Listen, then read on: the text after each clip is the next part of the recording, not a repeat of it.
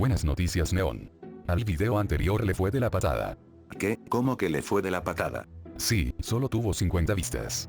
¿Y que nuestros videos tengan pocas vistas son buenas noticias para ti? No. Las buenas noticias es que ahora son 51. Grabemos el siguiente video antes de que te mande a otro país por AliExpress. ¿Y si yo te mando a Ton 618 a un foso lleno de cucarachas, qué pasaría? Ganas esta vez. Pero un día dejaré de tenerle miedo a los agujeros negros y a las cucarachas. Rendirse o pecar. Tercera ley de Newton. La única manera de que los humanos descubran cómo llegar a Debemos alguna ser parte firmes para es hacerlo dejando algo. Morir por la causa correcta es lo más Es humano. la clase de Dios que tengo que ser. No debería estar vivo, salvo que hubiera una razón.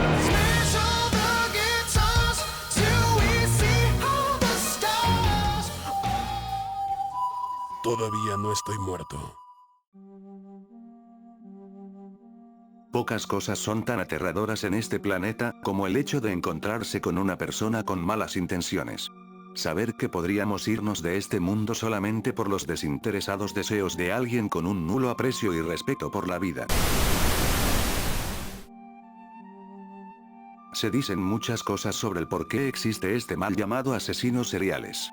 Como que las guerras del siglo XX influyeron en el incremento de conductas negativas, tomando como base el estrés postraumático de los soldados que lograron regresar de estos conflictos bélicos. Y que esto tuvo que ver a la hora de que estos procrearan y engendraran a sus primogénitos que debido a lo ya mencionado, habrían nacido con deficiencias como la incapacidad de sentir empatía. Una tentadora teoría.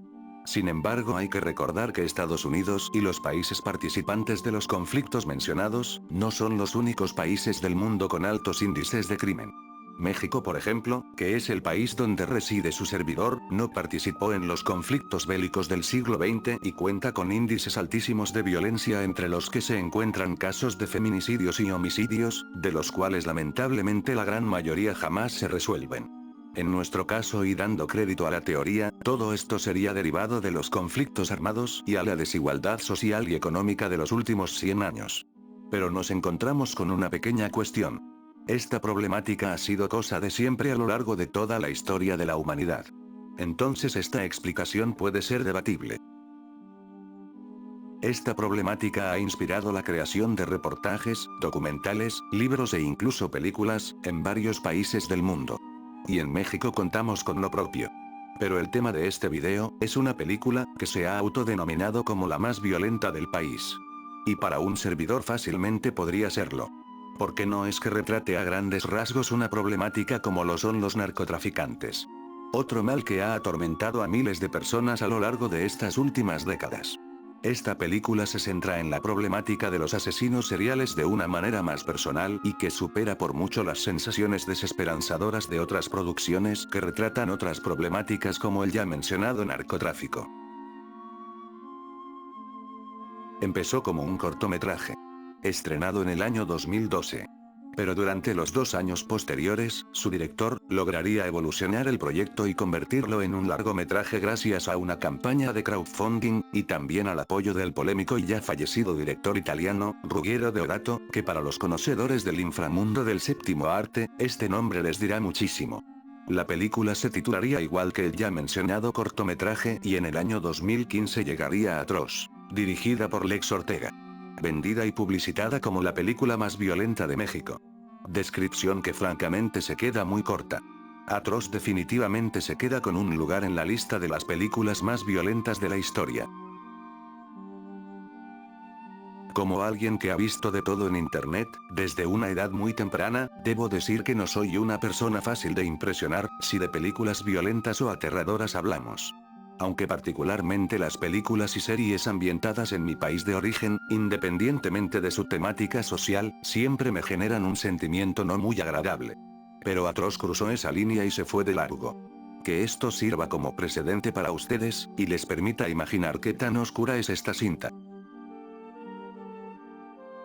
El argumento de la película es muy simple. 2 sujetos con deficiencia de neuronas, provocan un accidente automovilístico que causa la muerte de una mujer inocente. Y la película no tiene reparo en mostrar de manera gráfica las consecuencias de dicho accidente. Pero esto no es nada. Ambos individuos son detenidos por 2 oficiales. Momentos después llega el comandante de la policía, quien se salta los protocolos para confiscar un arma y una cámara de video que contenía cintas cuyo contenido es indescriptible a pesar de ser algo ficticio. Durante la película se nos van mostrando las grabaciones de los crímenes que los dos degenerados del accidente perpetraron, cuyo formato se ha usado como recurso narrativo en muchas películas.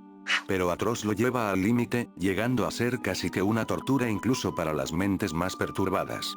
Esto por lo realistas e indigestas que pueden llegar a ser las imágenes que se muestran y que para nada se alejan de lo que realmente se vive en las ciudades más peligrosas de México. Al mismo tiempo en el presente, vemos cómo se emplean métodos de tortura brutales a los dos psicópatas protagonistas para que den información sobre sus crímenes. La manera tan cruda en que la película plasma los acontecimientos, hacen que al espectador se le olvide que está viendo una película. Sin contar que la atmósfera es muy densa, y la energía negativa que se siente es tan oscura que se compara con las más intensas malas vibras de una locación abandonada. Ver esta película, y saber que cosas así pasan a diario en muchas ciudades del país, hacen que cualquiera pierda la fe en la humanidad. Darse cuenta que la película imita con gran fidelidad conductas repulsivas e ideologías retrógradas, que siguen arraigándose actualmente, y perder cada vez más la fe en este mundo. Pero en parte, eso es lo que le da gracia a esta película. Porque es muy fácil hacer películas, series o incluso videojuegos con grandes cantidades de sangre y desmembramientos con el fin de impactar visualmente al público. Pero Atroz lo hace bajo contextos reales que plasma con una cruda fidelidad, dejando en evidencia el odio y desprecio por la vida con la que se llevan a cabo las atrocidades realizadas por estas lacras de la sociedad. El lenguaje, mismo que comprende frases y palabras con claras connotaciones de odio, también juega un papel importante. Y son todos estos elementos en conjunto, los que alimentan la tenebrosa y turbia atmósfera de esta película. Misma que fácilmente funcionaría con lo anteriormente mencionado, pero como dicen en las telecompras, hay más. Atroz toca temas interesantes como la mano negra, un supuesto método de limpieza social, que presuntamente se ha llevado a cabo en México y en algunos países de Sudamérica desde hace décadas. Si bien queda muy ambiguo, es intrigante y deja al espectador con esa cuestión en mente. Otro punto interesante fuera de la trama, es que la publicidad de la película se iba a basar en subir las cintas a internet sin ninguna descripción. Algo que habría funcionado, y que además habría generado en las personas la duda de si las atrocidades cometidas en dichas cintas eran crímenes reales. Sin embargo, algo me dice que esto hubiera sido contraproducente. Ver esta película no es recomendable para estómagos sensibles. Definitivamente no es para verla con amigos y mucho menos familiares. Pero sí debería ser vista individualmente como una experiencia personal que incite a la reflexión sobre los temas que plantea y retrata. Porque lo más importante que nos deja Atroz es el mensaje que se deja entrever cuanto más se avanza en la historia. El cómo la violencia intrafamiliar deja secuelas físicas y psicológicas que terminan convergiendo en monstruos que dejan atrás su humanidad, cometiendo crímenes de odio contra personas inocentes.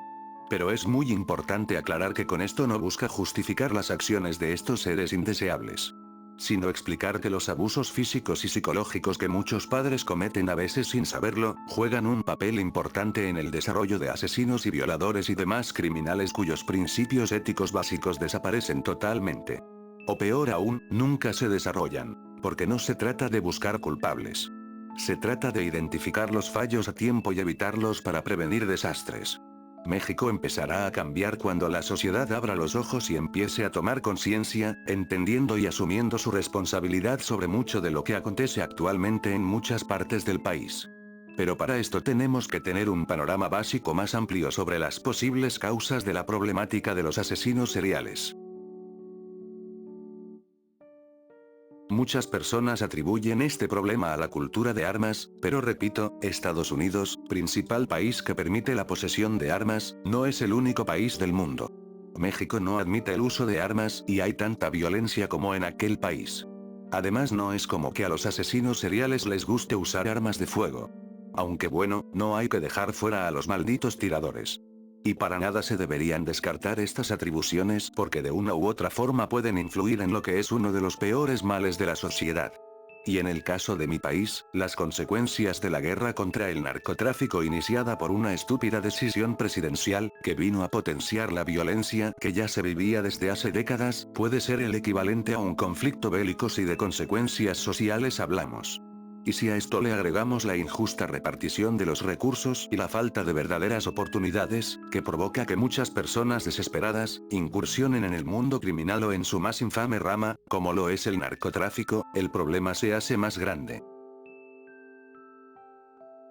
Por otra parte está el mal funcionamiento de las instituciones de justicia, y no porque el sistema no funcione precisamente, sino porque está manejado por corruptos e ignorantes de mente cerrada. Personas que no entienden la gran responsabilidad que tienen en sus manos, y solo hacen lo mínimo, o a veces ni siquiera eso. ¿Cuántos criminales no se han salido con la suya debido al desinterés de agentes de la ley que prefirieron rascarse las pelotas, en lugar de buscar situaciones en las que pudieron ser necesitados? Aunque he de aclarar que no todos los elementos policiales son iguales. Si algo me enseñó una película de policías, es que a veces estos tienen que trabajar al margen de las circunstancias, y los deseos de personas con más poder. Otro grave problema es la ya mencionada violencia intrafamiliar, desde física hasta psicológica. Y es que lamentablemente los embarazos no planeados abundan, y el hecho de vivir algo que no queremos, es el inicio de malestares que se convierten en molestias para después converger en violencia. El abuso escolar perpetrado por estudiantes y maestros, también puede influir en la formación de asesinos y violadores. Tal vez es improbable que sea el origen del problema, pero sin duda es un detonante en la mente de estas desafortunadas personas cuya empatía por los demás nunca se desarrolla. Una de estas problemáticas es suficiente para formar criminales, pero muchas veces todas estas se juntan y forman algo peor. Muchas vidas se han perdido por culpa de estas horribles personas, pero estamos muy a tiempo de detener esta ola de violencia. Tenemos precedentes de sobra, películas, series, documentales y experiencias de personas que han estado cerca del fuego. No creo que necesitemos más, y si la sociedad sigue sin entender cuáles son los problemas a resolver, entonces estamos perdidos. Pero ahora sí por nuestra falta de acción. Evidentemente muchos no tenemos que ver con los asesinos seriales actuales de los cuales no conocemos ni sus rostros, y mucho menos con los asesinos seriales del siglo pasado, pero estamos en una época donde ya tenemos historia, y creo que a partir de ahora podemos aportar lo propio para que estos lamentables sucesos no sigan ocurriendo. Tener un poco de empatía por los demás puede ser un buen inicio. Y recordar siempre que todos tenemos defectos. Y aunque es un hecho que no es nuestra obligación, creo que podemos ignorar lo que es o no nuestra responsabilidad, si es con la finalidad de hacer algo bueno. Las atrocidades de estas escorias jamás tendrán justificación. Pero tuvieron una muy probable explicación, y esa explicación nos permite identificar los factores que podemos controlar para evitar que el problema siga ocurriendo. Y es que se trata de eso. Entender el problema para identificar todos los factores que influyen en la destrucción mental de estas personas y aportar aunque sea algo para disminuir las probabilidades de que se formen más de estos monstruos. Rousseau dijo en su momento que el hombre es bueno por naturaleza, y es la sociedad la que lo corrompe. Y Maquiavelo dijo que el hombre es malo por naturaleza, a menos que le precisen ser bueno.